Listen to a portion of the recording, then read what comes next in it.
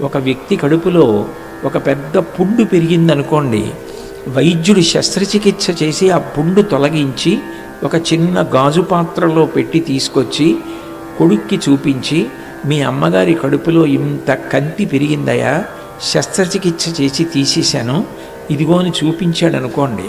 అది ఎక్కడ పెరిగింది ఆ కంతి? వాళ్ళ అమ్మగారి కడుపులో పెరిగింది. నిజానికి వాళ్ళ అమ్మగారికి ఆ కంతికి ఏమైనా తేడా ఉందా? ఉండదు. ఎందుకంటే అది అమ్మగారి శరీరంలో అంతర్భాగంగా పెరిగింది. మనం కూడా అంతే. నిజానికి మన అమ్మ కడుపులో పెరిగినటువంటి వాళ్ళం. అమ్మలా కష్టపడ్డ వాళ్ళు, అమ్మలా మనని జీవితంలో ఆదుకునేవాళ్ళు, అమ్మలా త్యాగం చేసేవాళ్ళు ఉండరు. ఒక ఇంగ్లీష్ కవి ఒక గొప్ప మాట అన్నాడు, one who can make sacrifice from womb to tomb is none other than mother అని. తల్లి తప్ప. తల్లి కడుపులో ఉండగానే అంత ప్రేమతో బయటికి వచ్చేది ఎవరు అంటే స్త్రీ. స్త్రీకి ఉన్నంత ప్రేమ లోకంలో ఎక్కడా ఎవరికి ఉండదు.